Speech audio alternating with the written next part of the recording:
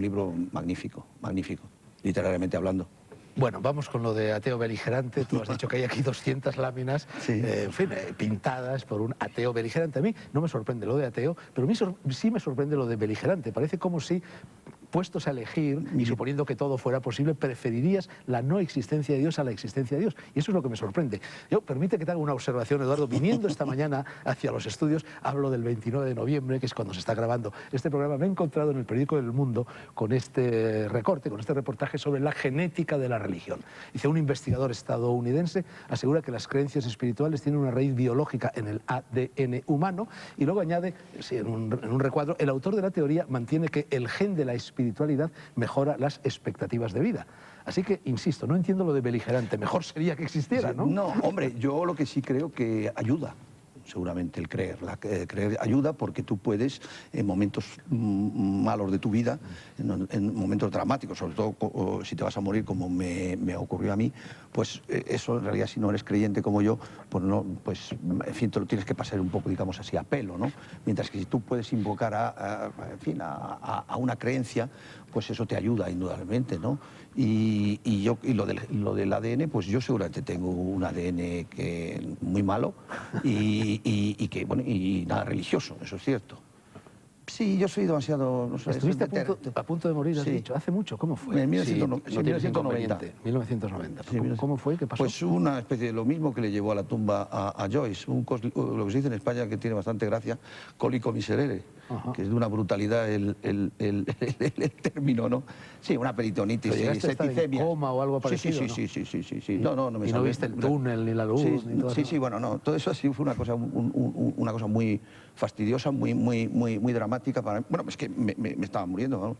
Y claro, me di cuenta, sobre todo, ya cuando en la convalecencia, fue una convalecencia muy larga, pues me di cuenta y muchas veces pensaba que efectivamente el hecho de creer indudablemente debe de ayudar muchísimo, eso es indudable. Esa corbata negra que llevas no será por aquella cuasi muerte que estuviste a punto de protagonizar. No, yo llevo corbata negra siempre desde que era niño, y incluso yo duermo con corbata negra, o sea que yo soy un adepto de la corbata negra. Eduardo. Bueno, es una cosa simpática que te he dicho, una butad que te he dicho, pero sí, y es un poco desagradable que también la gente te dice, oye, y se te ha muerto alguien y tal. Digo, no, es que llevo corbata negra siempre. Bueno, tú has dicho que esta versión de la Biblia es una versión poética y bañada en sangre. Sí, absolutamente. Yo me he quedado muy sorprendido porque, claro, este libro, la Biblia, todo el mundo habla de ella, pero en realidad yo creo que se ha leído poco, ¿no? Y uno de los que no la había leído era yo, en realidad, ¿no? Conocía algunos episodios, en fin, algunas cosas, pero claro, cuando entras dentro de este enorme poema, de esta cosa tremenda, es efectivamente un texto de una brutalidad, es un texto completamente salvaje, es un texto tremendamente moderno, y sobre todo es un texto bañado en sangre y con una serie de relaciones entre las personas absolutamente crueles y terribles, ¿no? Y realmente te sobrecoge en un cierto sentido, ¿no? Bueno, pero es que toda literatura, salvo Corín Tellado, es así, ¿no? Ah, sí, no, es cierto. Digo yo, vamos. Sí. Y la Biblia lo que no es Corín Tellado, gracias a Dios. Está claro. Sí, no, tiene razón, es cierto. Y por eso yo creo que es justamente un libro magnífico, porque es un libro tremendamente dramático, tremendamente duro. Hombre, esa es la gran literatura, claro, indudablemente tiene razón. Es la gran literatura, no hay que sorprenderse. Yo no sé si los señores tribunos de las letras comparten la opinión de Eduardo Arroyo de que literariamente es un texto extraordinario. Yo, por ejemplo, tengo que decir que no la comparto. Yo tengo que decir, lo digo y ya luego me callo y os paso la palabra, que me la he leído muy a fondo y en varias ocasiones, quitando unos cuantos pasajes clásicos, el Eclesiastés, el Cantar de los Cantares, me parece un texto, literariamente hablando, muy mediocre, un confuso galimatías, sin orden ni estructura ni concierto, chascarrillos, supersticiones y costumbres pintorescas de tribus de pastores trashumantes del Próximo Oriente en la noche de los tiempos. Opiniones al respecto. No, yo no estoy de acuerdo, pero comprendo que se pueda pensar, sobre todo si se lee una versión de la Biblia moderna, que son abominables, porque está mal traducido, mal escrito, porque el español es malo. Si lees la que hay ahí, que es la de Reina y Valera, que es del siglo XVI, yo creo que es una prosa vigorosa y hermosa. Pero es verdad que como en los países católicos, pues más bien se desanimaba al personal de leer la Biblia, pues las traducciones que hay son incluso políticamente correctas, es decir, muy malas. Silvia, me parece que tú estabas de acuerdo con mis escandalosas teorías acerca Nada, a de... mí salvo la primera parte del Génesis y el Cantar de los Cantares, me parece un libro horrible, muy mal escrito y desde luego que solamente habla de sangre, de venganzas, de delitos de todo tipo. Dios de los ejércitos habla, ¿no? Qué monstruosidad, un Dios de los ejércitos, ¿no? Sí, y además desconexo, no, o sea, yo vamos, opino lo mismo ¿Por que... qué va a ser una que- monstruosidad lo de Dios de los No me parece que ejércitos y dioses en teoría tendrían que ver ¿por qué conceptos eso- Que antagónicos, eso que ¿no? decís de la dureza está en todas las mitologías, léete las sagas nórdicas, ¿no? Ahí sí que hay violencia y truculencia. Ahora, no, Sí, pero no no es las presentan corintellado, como eso es verdad. sagradas. Eso sí, bueno, es claro, es que precisamente es la No es contradicción. corintellado. Yo, si me No, permitís... eso sin duda, ahí estamos de No, acuerdo. es Ni Gabriel ni literatura Galán. densa y yo creo que profunda.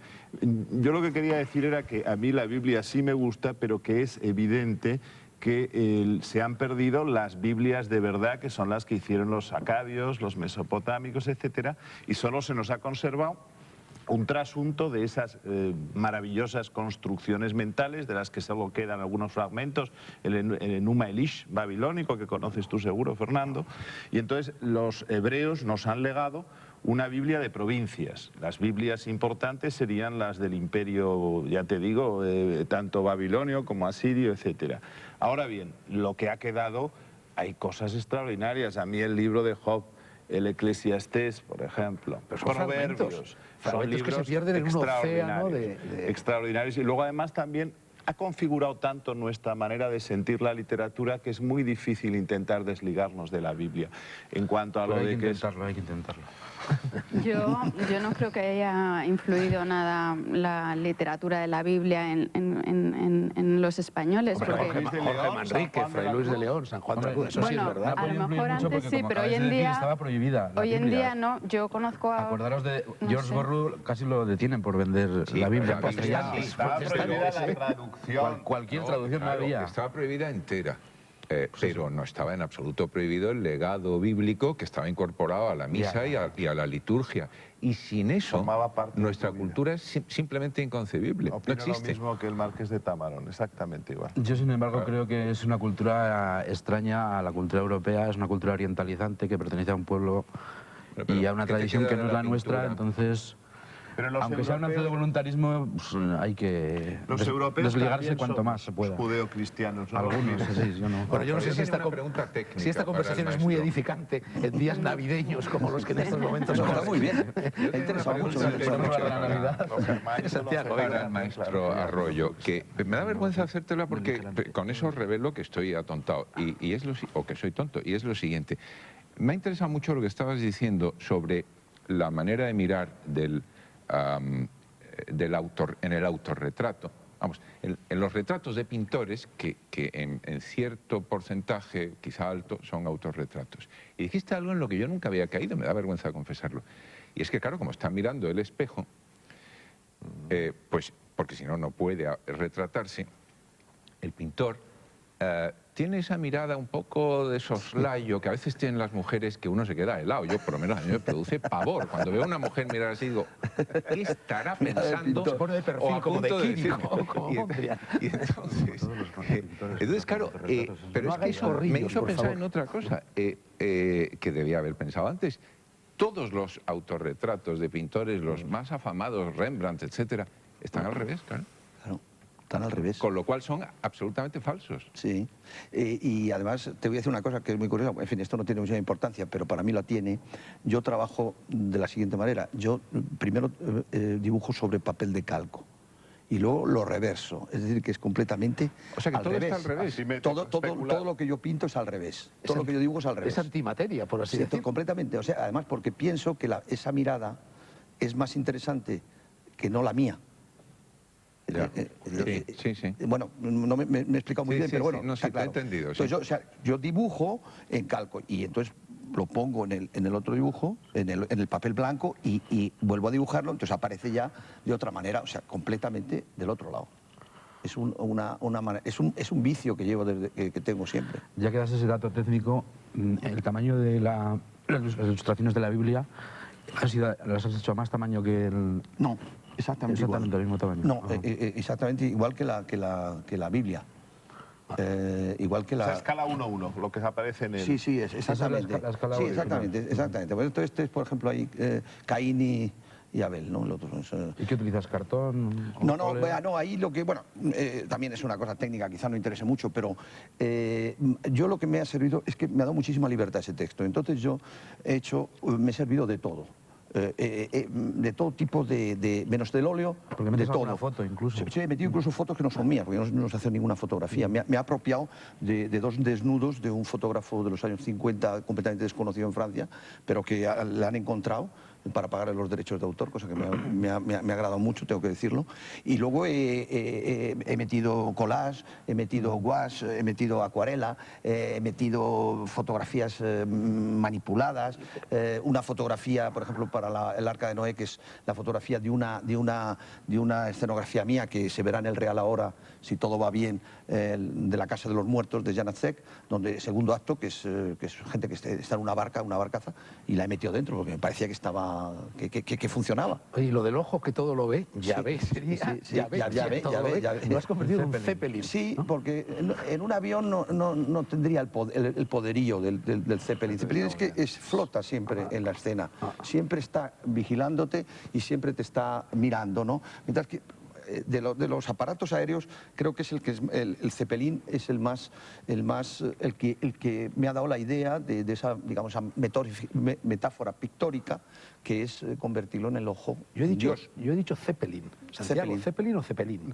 Él ha dicho Zeppelin y En yo alemán Zeppelin. supongo que es Zeppelin, pero no lo sé. Zeppelin Por en cierto, alemán, pero luego Zeppelin. Apollinaire, el poeta, usa la metáfora del Zeppelin, que como se diría en español, Sí. pero aplicado a un santo, a San Nicolás de Cusa o algo así. No sabía. Dice, levitaba como un Zeppelin.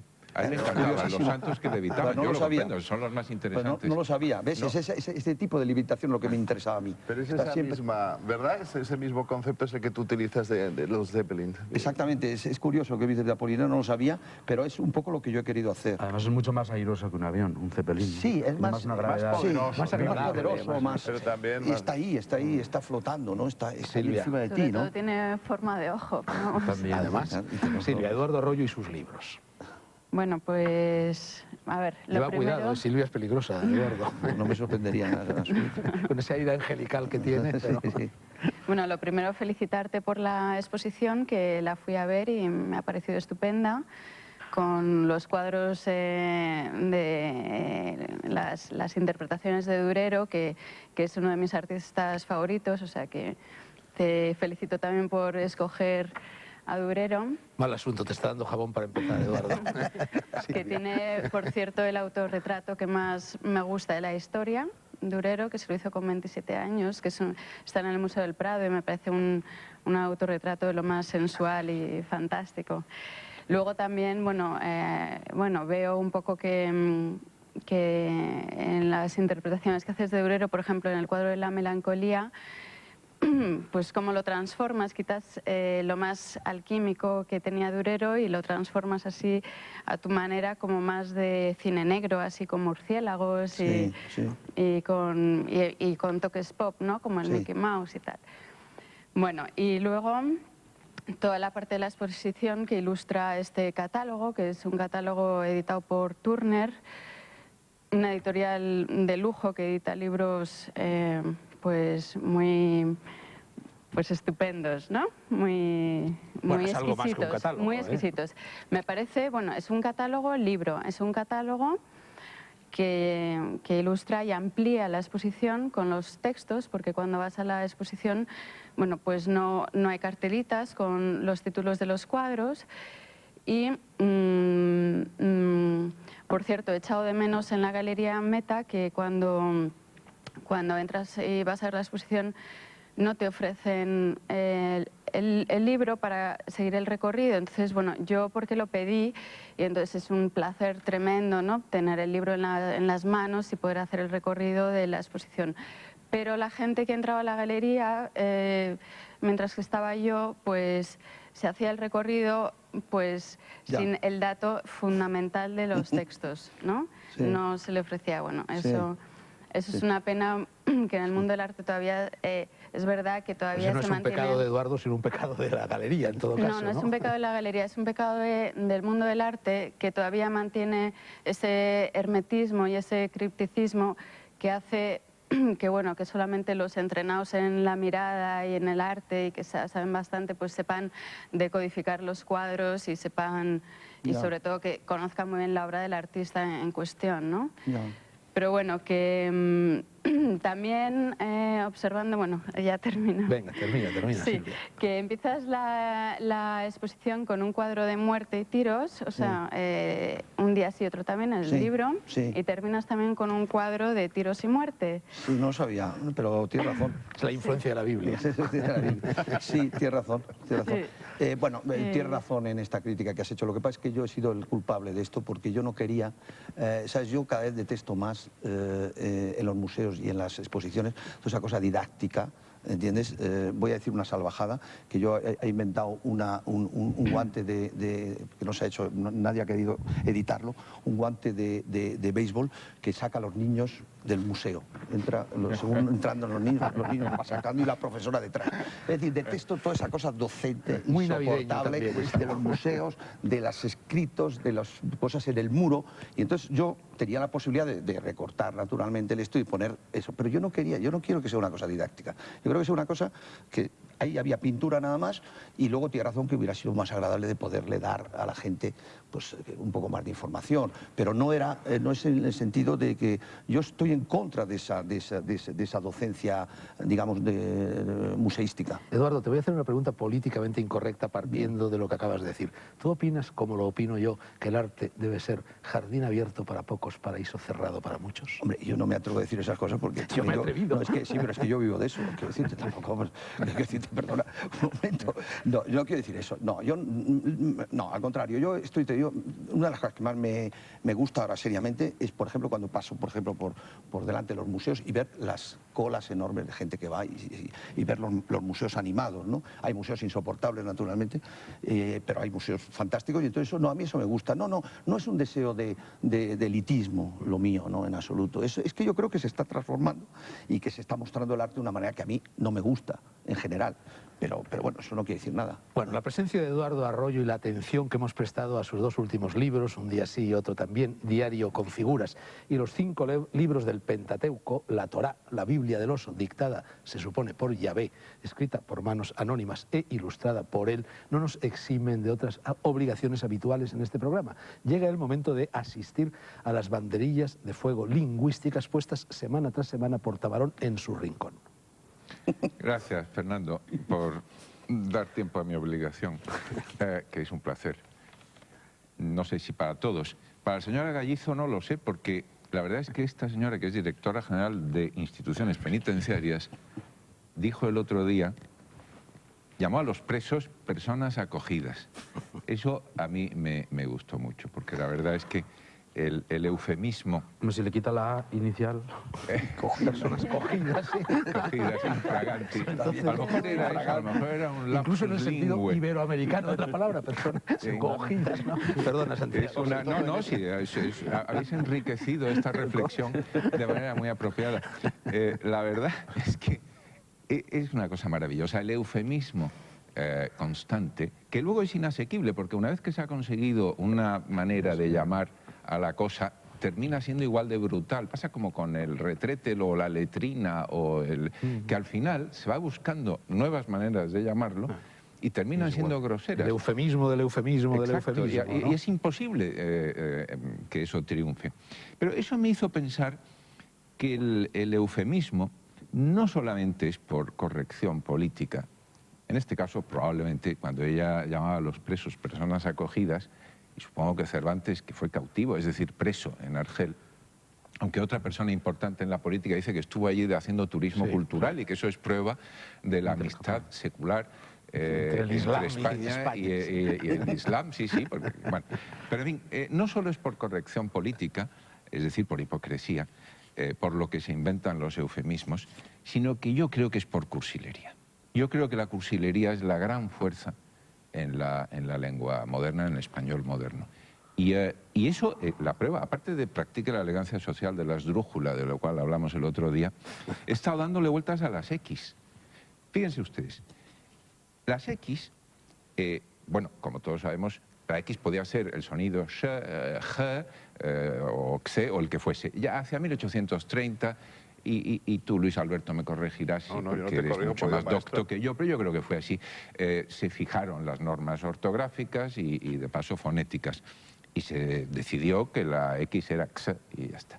Bueno, naturalmente eso nunca ha funcionado porque había excepciones, como México, que muchos locutores de la radio pronuncian México, porque claro, lo ven escrito con X y lo dicen así. Pero es que el otro día oí, lo tenía apuntado, pero nunca diré el nombre de un locutor importantísimo ni del programa, hablar de la xenofobia.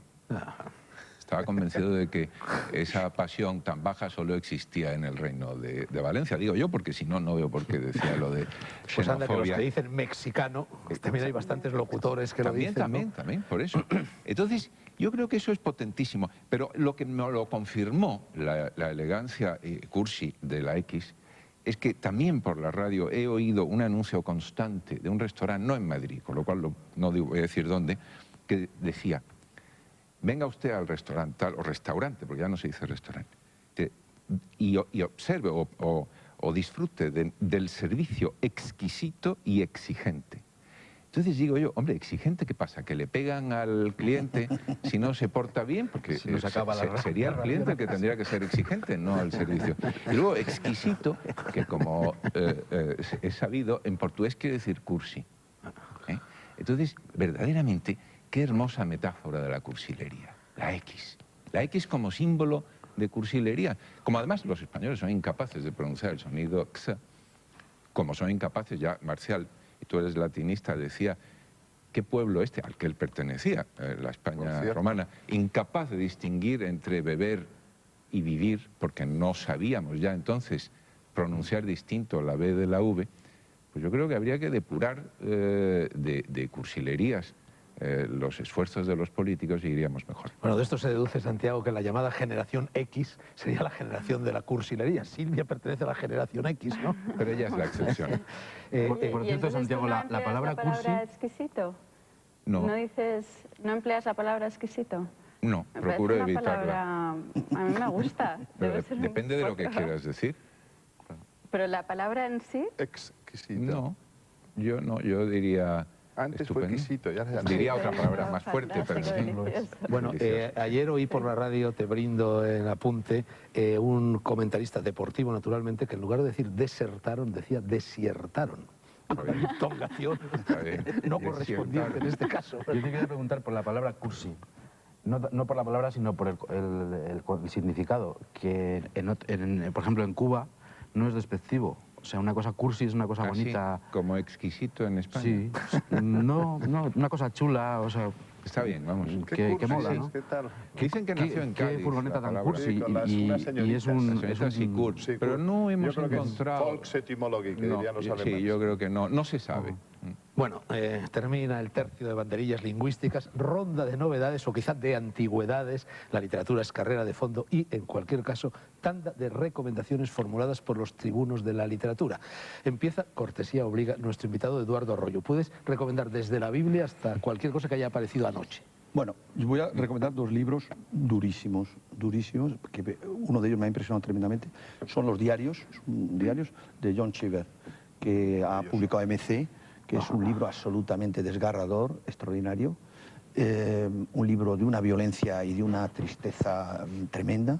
La vida de Cheever contada, permitida después de su muerte por la familia. Es un ataque a la familia absolutamente terrible. Es un libro magnífico, verdaderamente magnífico. Y otro libro también muy violento. Deberías haberlo traído para enseñarlo Ya, la próxima perdonadme, vez, pero ha habido Eduardo, un pequeño problema. Perdonado. Perdonadme. Y luego hay un libro también que he publicado, no por simpatía, esa magnífica editorial que tiene el honor de publicarme, que es Turner, ha publicado un libro también absolutamente increíble, que tiene la misma fuerza que aquel libro de Capote sobre la pena de muerte, que se llama, es la biografía del que pasó, el que fue fusilado, el criminal que fue fusilado, que era Gilroy, yo lo pronuncio seguramente mal, Gary Gilroy, escrita por su hermano. Y ahí es otro fresco americano, como Cheever, fresco americano de esa vida americana increíble. Este último situado en el mundo de Portland, en el mundo de los mormones, ¿no? Son dos libros muy diferentes, pero en un cierto sentido bastante parecidos. Y son dos libros magníficos. Como verás, Silvia insiste en la muerte, tema recurrente en la Sí, obra. es cierto, es cierto. Y en la vida, al parecer, de Eduardo Arroyo. Sí. Luis Alberto. Bueno, yo tenía un libro maravilloso que es este, Safo, Poemas y Testimonios, edición de Aurora Si me lo pasas, Luque. lo pongo aquí en ¿Cómo el no? atril. Resulta que Aurora Luque es filóloga clásica y resulta también que es una poeta estupenda. Entonces, si unimos esas dos cosas a la hora de hacer la edición que yo creo que va a ser definitiva de Safo en nuestras librerías y en nuestros estantes, porque con una gran sensibilidad ha traducido a Safo y con un gran rigor filológico ha editado, porque es edición bilingüe, todos los fragmentos y también los testimonios, porque es la primera vez también que se recogen los testimonios junto a los fragmentos. ¿Qué son los testimonios? Pues todas aquellas citas de la antigüedad que nos informan algo de Safo, quién era, cómo nació, en qué lugar, etcétera. Es asombroso que en estos tiempos un editor se atreva a publicar hacer una edición bilingüe en bilingüe. griego, ¿no? Y además no he visto erratas en el texto griego, lo cual es una maravilla. Les recomiendo esa edición de Safo, fragmentos y testimonios, Aurora Luque, y libros del acantilado, la editorial barcelonesa que dirige Jaume Vallcorba. Exquisita editorial con permiso del Marqués de Tamarón. Deliciosa. Deliciosa. Silvia. Bueno, Con brevedad, como de costumbre, que el sí, tiempo... ¿puedo recomendar un libro y no recomendar otro? Puedes incluso tirarlo a la ¿Sí? caja que enviamos a una isla desierta. Bueno, pues entonces voy a no recomendar la lectura de este libro. Premio Planeta. Este libro se titula Premio Planeta y es un libro pues, que habla de billetes, de dinero y bueno, es un libro que habla de la posibilidad de comprar literatura a medida pues, para ganar dinero y es un libro que habla de jurados sin ninguna autonomía para tomar decisiones. Y por eso, y por más cosas que ahora me callo... Bueno, pero ese es un libro falso que has preparado tú. Este es un libro falso que he preparado yo que se titula Premio Planeta. Incluye y que absolutamente habla... a todos los premios Planeta. Te lo digo porque yo fui Premio Planeta. Me tiras a la caja. No incluye para nada A los a los escritores. escritores. Incluye el concepto del Premio Planeta. Pues venga. Entonces es un libro que se titula Premio Planeta y que por eso Este es un no espacio de lo libertad recomiendo. a la caja. Y va a la caja. ¿Y el libro que recomiendas? Y luego, el libro que recomiendo, bueno, ya que estamos aquí con Eduardo Arroyo, pues es un libro editado por Galaxia Gutenberg, que es un libro de Robert Hughes, que va de arte contemporáneo, es historia del arte contemporáneo. Si quieres lo ponemos aquí. Y es un libro, bueno, pues muy fácil de leer, muy agradable, muy divertido y que recomiendo que la gente se lo lea, ya que hoy en día todo el mundo va de paseo a los museos como antes iba a las iglesias y resulta que no tienen la mirada formada y que no saben traducir lo que están viendo. Entonces les recomiendo muchísimo que se lean este libro, que es muy fácil y que les va a hacer saber mirar mejor el arte. Tú, si lo has leído, Eduardo, ¿estás de acuerdo o no con No, lo has leído? pero tengo, efectivamente, Robert Hughes es uno de los raros críticos o históricos del arte verdaderamente que están bien, ¿no? Uno de los pocos. Y no conozco el libro, pero conozco la literatura de él, sí. Santiago, debería haberle pegado un campanillazo a nuestra amiga Silvia por haber dicho que este libro va de... Esa costumbre Hombre, que hay es ahora, un esto va de... neologismo juvenil. A mí me cae simpático. Va ¿De qué va este libro? A mí eso me cae simpático. Bueno, O ¿qué, sea, libro que dijiste bien, ¿no? ¿qué libro recomiendas o qué libro Pues mira, tiras yo a la caja? recomiendo, por mi modestia acreditada, el único libro de filosofía que he entendido, la mitad solo, recientemente, que se llama Imitación y Experiencia, de Javier Gomá, que es un libro notable. Le han dado el Premio Nacional de Ensayo, pero no es por eso por lo que lo recomiendo, porque lo tenía pensado recomendar desde hace mucho. Dame lo que lo enseñe. Yo me sumo, ¿eh? Santiago es un gran libro. Es un gran libro. Y además se entiende.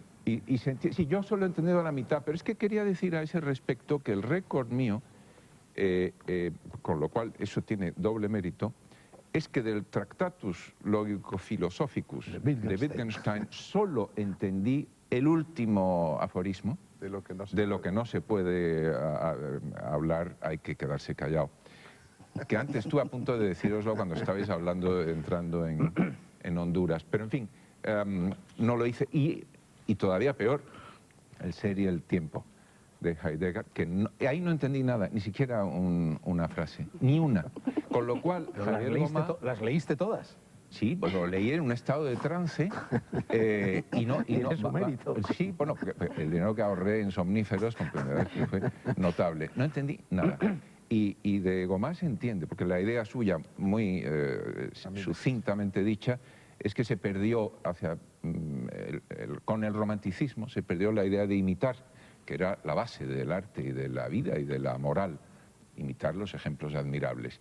Y como se creó la idea de la individualidad insobornable, que se llama, pues se perdió eso. Y es un libro muy bien. Precisamente la vanguardia lo que hace es Claro. acogerse a lo peor de ese proceso. Estoy de acuerdo con Eduardo. Exactamente, sí. Bueno, iba a añadir que está en pretextos, ya lo saben ustedes. Antonio, tienes un minuto para defender tu libro.